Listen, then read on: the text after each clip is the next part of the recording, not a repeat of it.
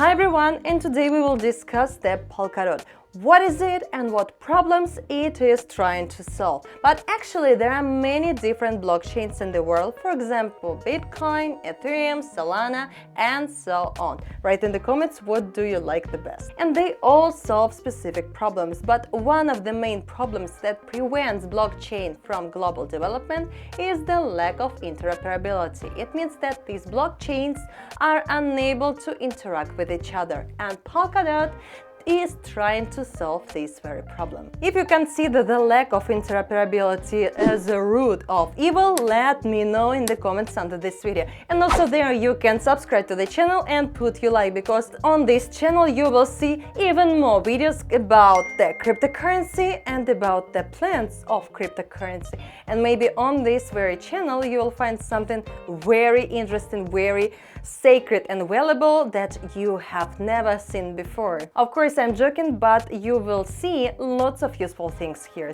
Like and subscribe right now. Polkadot is a protocol connecting different blockchains between each other, and also this is a platform where the existing blockchains are created and integrated, and they can quickly and securely exchange data between networks. If you remember times when there was no internet and computers worked only in their local networks, they were unable to communicate with each other.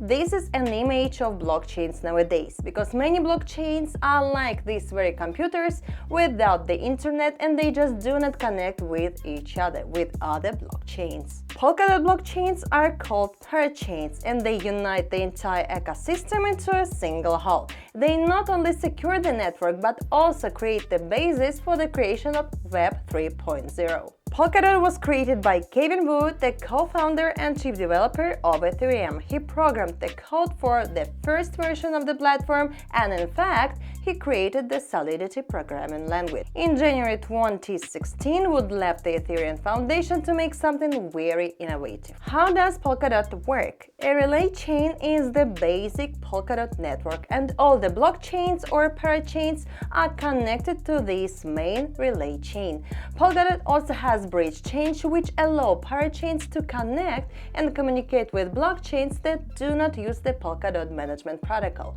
For example, it's Bitcoin or Ethereum.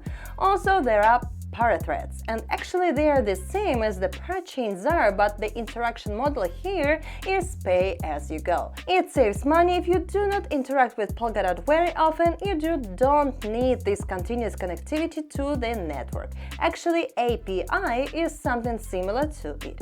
Polkadot also has a test network called Kusama, and sometimes it is called Canary System, and it is a testing network for all the parachains. It provides testing updates and everything that will later appear on Polkadot. That is, Kusama is a sandbox for developers who want to test early versions of their new Polkadot projects. And unlike the other testnets, Kusama is a full-fledged blockchain with its own tokens that are traded on exchanges, and it is very good because only developers with serious intentions are ready to test their projects on Kusama. Well, let's discuss the roles and responsibilities. The relay chain is the heart of the Polkadot, and in fact, this is a blockchain that has validators who stake their DOT tokens and validate transactions. They are providing secure interaction between the parachains. Collators submit the blocks, take transactions from a parachain, and provide them to validators.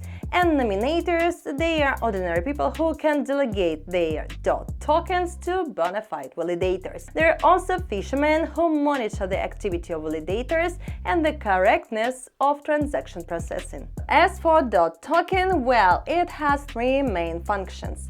Governance. Actually, the DOT token holders are able to control the protocol, and they have the privileges that are assigned only to miners on other platforms, determining the structure of transaction fees, deciding on protocol changes, adding or removing parachains, and so on.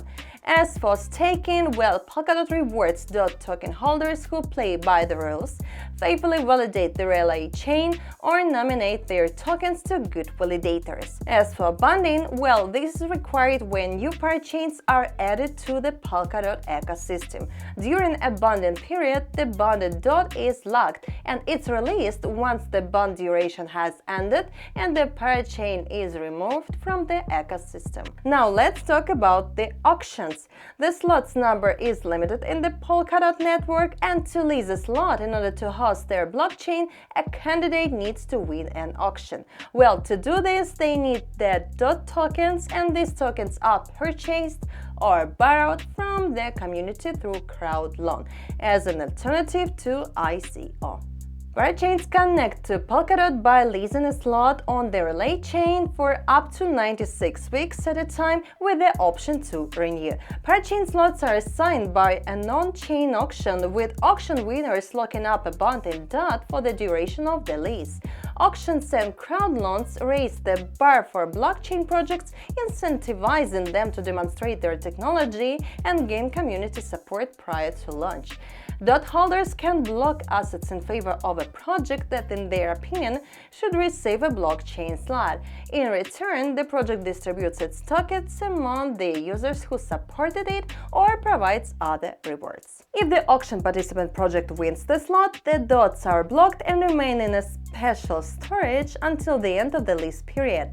After that, they are returned to the project. However, if the project doesn't win, the tokens will be returned about a month after the auction ends. Dots do not just disappear anywhere, they are only blocked for a while. Any project can purchase a slot on the secondary market from one of the auction winners. To randomize the moment of determining the winner of the auction of parachain, a mechanism called a candle auction is used here. Well, let's discuss the ecosystem. Polkadot projects are actively developing. For example, they are Moonbeam, Aster, and other major projects of the Polkadot ecosystem. If you want, for example, I can make a video on these projects where I will analyze all the pros and cons and as well as pitfalls of these projects. Well, let me know in the comments under this video. Well, let's evaluate the Polkadot project on pre-sales. Well, there were 4 rounds, and the first round was private sale 1. It was on October 14, 2017. The price was $0.288 and they raised $80 million. Well, the next round was the day after the private sale on October 15, 2017, and the price was the same and they raised $65 million. The next round was private sale 2 that happened on June 27, 2019. The price was $1.20 and they raised $60 million. And the round number 4 is private sale 3. It was on July 24, 2020 and the price was $1.25 and they raised $42.76 million. Actually, all tokens are in the market now, but most of them are blocked in the relay chain like DOT of participants of crowd loan. Now let's talk about the market situation, and now this is a clear accumulation phase, similar to the one that took place in 2020. Globally, the Polkadot now is in the zone near the bottom. However, we keep in mind the 15% level of the cycle, and if you compare this to the situation of 2020, then there is a correlation and the range is observable here.